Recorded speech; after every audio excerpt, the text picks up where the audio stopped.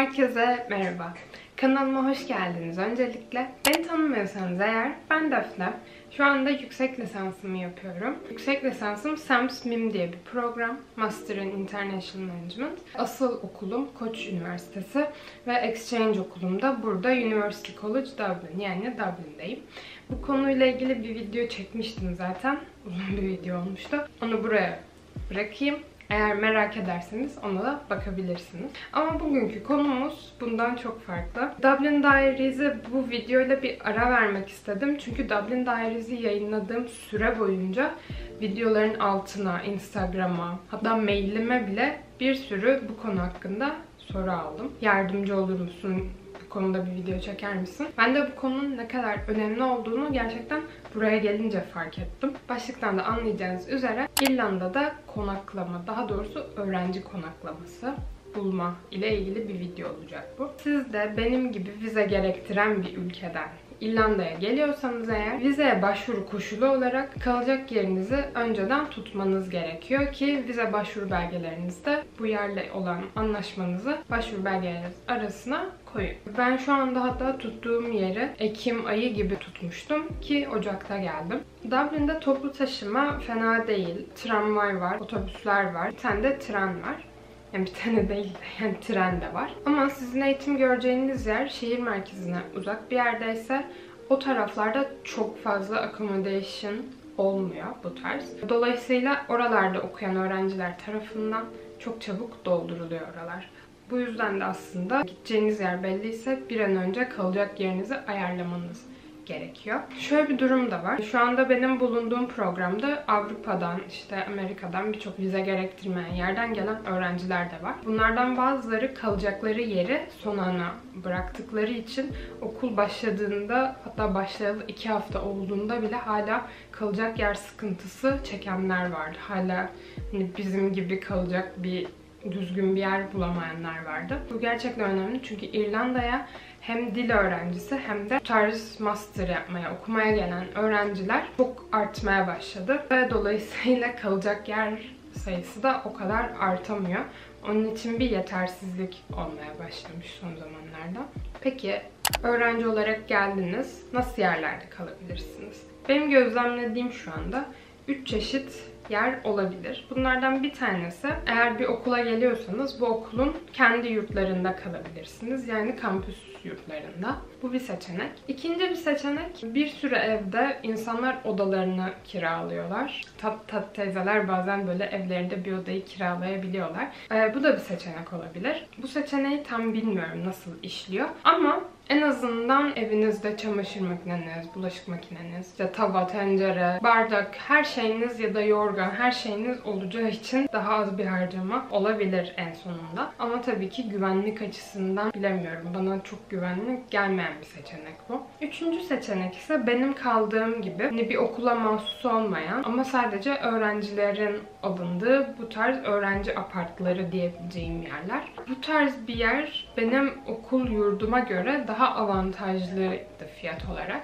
Ve şehir merkezinde olması da aslında birçok yere daha yakın olmamı sağlıyordu. Onun için ben öğrenci yurtlarındansa burayı tercih ettim ki bize çok fazla paraya mal olacaktı öğrenci yurdunda kalmak. Aynı zamanda dediğim gibi güvenlik açısından da benim için önemliydi. Annemlerle bu konuyu tartışırken benim odamın kilitlenebiliyor olması, hani kendime ait bir anahtarım, kapının kolay kolay açılamaması gibi güvenlik benim için en önemli şeydi. Yani yorganımı, tavalarımı, tencerelerimi kendim aldım ama güvenlik karşısında bence bunlar hiçbir şey değil. En azından ne bileyim pasaportlarımı, hani elimdeki paramı vesaire odamda gayet güvenli bir şekilde saklayabiliyorum. Son olarak şunu söyleyebilirim. İrlanda konaklama açısından gerçekten çok pahalı bir yer. Şöyle söyleyeyim, benim Erasmus hibem kalacağım yerin aylık ücretini karşılamıyor bile. Evet, karşılamıyor, doğru duydunuz. O kadar pahalı. Sadece benim hani Türkiye'den gelmemle alakalı da değil. Avrupa'dan gelen birçok insan da bundan yakınıyor. Şimdi ben bu tarz yerlerde, yani öğrenci apartlarında neyle karşılaşacağınızı az çok size söyleyeyim. Öncelikle belli başlı oda tipleri oluyor. Bu oda tipleri genelde twin oda oluyor. Yani 2 kişilik bir banyoyu paylaştığınız paylaştığınız bir oda tipi oluyor. Banyonuzun size ait olduğu tek kişilik bir odanız olabiliyor. Ya da bu oda işte büyüyor. Mesela yine banyonun dahil olduğu ama benim odamdan daha büyük bir odaysa onun adı da değişiyor. Stüdyo daire olabiliyor. Stüdyoların da bronzu, silver'ı, gold'u falan o tarz şeyler oluyor. Ve bunların hepsinin fiyatı da değişiyor tabii ki, gittikçe artıyor. Çoğu öğrenci apartında faturalar fiyata dahil. İçinde gym'i, işte study room'u falan oluyor. Yani mutfağımı gezdirmiştim bir videoda. Mutfaklar genelde ocak, fırın, işte kettle falan o tarz şeyler oluyor. Ama bizimkinde mesela tava, İşte bardak, çanak falan onları vermiyorlardı. Onları kendimiz almamız gerekiyordu. Aynı şekilde yorganı falan da vermiyorlardı. Bu çok saçma.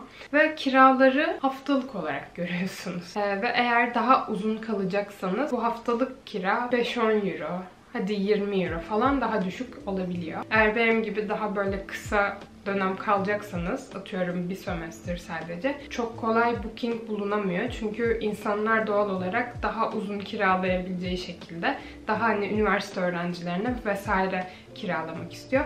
Ben birazcık da şansıma burada sadece bir dönemlik kiralanabildiğini bulmuştum. Kiralama dönemleri diyebileceğimiz şeyler var. Ben mesela 10 Ocak'ta buraya geldim. Ama benim kiralama dönemim 7 Ocak'ta başlıyordu. Ve ben bunu değiştiremiyorum. Ve onların belirlediği, atıyorum 21 haftalık bir kiralama dönemi varsa onun hepsini kiralamak zorundasın. Evet, şimdi odalardan vesaire bahsettikten sonra bu konuda size bakabileceğiniz bir web sitesi önermeye geldim aslında. Bu web sitesi, logosunu da burada görebileceğiniz amberstudent.com diye bir site. Amber Student size az önce bahsettiğim bu öğrenci apartları gibi kalabileceğiniz yerleri bir arada bulabileceğiniz bir web sitesi aslında. Yapmanız gereken tek şey, siteye girdikten sonra hangi şehre daha spesifik olarak konuşmak gerekirse gideceğiniz okulu yazarak ona yakın yerleri bulabileceğiniz bir web sitesi aslında. Amber Student'ın bu arada sadece Dublin'de anlaştığı yerler yok. Bünyelerinde dünyanın birçok yerinde öğrenciler için kalacak yer mevcut. Bunlar ne?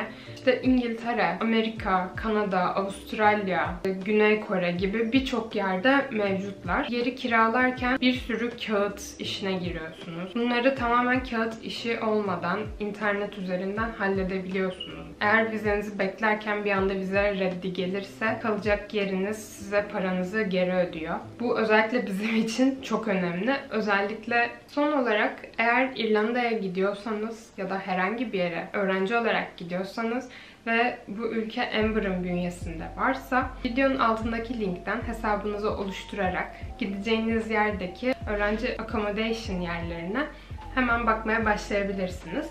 Şimdi son olarak sizle Amber Student kullanarak İrlanda'da kalacak örnek bir yer bakalım. Ve ben de hani size az önce anlattığım şeyleri daha görsel olarak gösterme fırsatı bulurum diye düşünüyorum. Evet. Şimdi öncelikle Amber giriş sayfası sizi karşılıyor. Öncelikle buraya kalacağınız şehri ya da okuyacağınız üniversiteyi yazıyorsunuz. Ben buraya atıyorum Trinity yazmak istiyorum. Gayet bilinen. Daha sonra Trinity'ye girdikten sonra gördüğünüz gibi sağda bu şekilde bir harita çıkıyor. Ve o haritadaki yerleri de bu şekilde görebiliyorsunuz. Üstüne gelince yandaki haritada çıkıyorlar. Sol taraftan haftalık, az önce de dediğim gibi burada haftalık fiyatınızı seçebiliyorsunuz. Ama İrlanda'da hep bu fiyat aralığında, ben bunu size söyleyeyim. Genelde 200 euro gibi bir şey oluyor. Buradan kalacağınız yeri komple mi? Yoksa daha sadece oda ama kendi odanız olsun ya da işte biriyle paylaştığınız bir oda mı olsun? Bunu ayarlıyorsunuz. Mesela private room diyorum. Ondan sonra buradan çıkanlara bakıyorsunuz. Zaten burada çıkanların çoğu benim şu anda kaldığım yer gibi. Mesela bakalım. Mesela Point Campus. Point Campus'u ben nereden biliyorum? Bizim bölümdeki arkadaşlarımdan çoğu burada yaşıyorlar. Oradan biliyorum. Ona tıklayınca Point Campus'un fotoğrafları, gördüğünüz gibi burada 2 tane offer var diyor. Bunlara bakacağız. Faturaların hepsi içinde. Covid-19 olursanız, gelemiyorsanız iptal edebiliyorsunuz. Sonra aşağı iniyorum. ve buranın özelliklerine bakıyoruz. Dediğim gibi faturalar içinde 100 megabit interneti var. Mesela mutfakta fırın, ocak, buzluk, buzdolabı, mikrodalga, toaster, kettle. Tamam, bunlar bize de var. Mesela mutfakta bunlar haricinde mutfak eşyaları da mevcutmuş. İşte tabak, çanak. Ondan sonra living area diyor. Burada da işte masa, sandalye vesaire. Televizyon varmış. Paylaşılan bir ütü ve elektrik süpürgesi varmış. Mesela burada benim size söylediğim az önce oda çeşitlerini bu şekilde görebilirsiniz. Offers 2 diyor burada. Bu Offers 2 sizin aslında kalacağınız süreyi belirtiyor. Mesela ilk offer'da 51 haftalık, ikincisi daha 40 haftalık. İkisinin de taşınma tarihi belli. 27 Ağustos. Ve gördüğünüz gibi daha uzun olunca bir tık daha ucuz oluyor. Umarım bu video hoşunuza gitmiştir ve bir takım sorularınızı cevaplamıştır. Ben sadece öğrenci apartı deneyimlediğim için size bu konudan birazcık bahsettim aslında. Ev kiralama gibi şeylerde çok fazla bilgi sahibi değilim. Onun için yanlış bilgi vermek istemedim.